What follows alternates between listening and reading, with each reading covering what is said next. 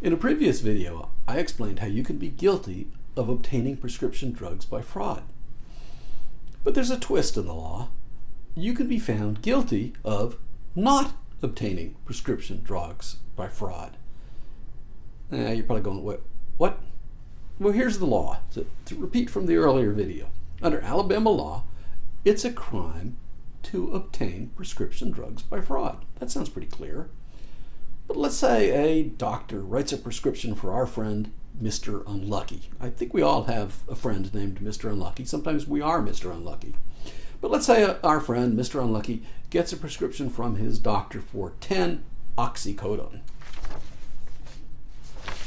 But Mr. Unlucky thinks, 10 is not enough. I want more. And so he takes that prescription for 10 and he goes, we're going to make it 100.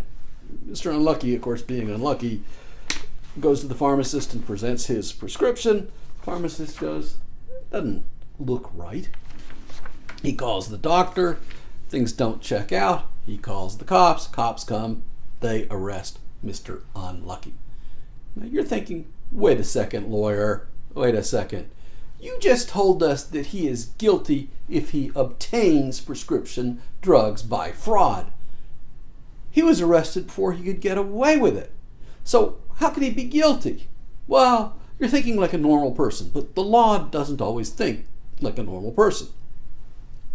And normally, under most circumstances, if you just attempt to commit a crime, it reduces the offense and it is a lesser offense.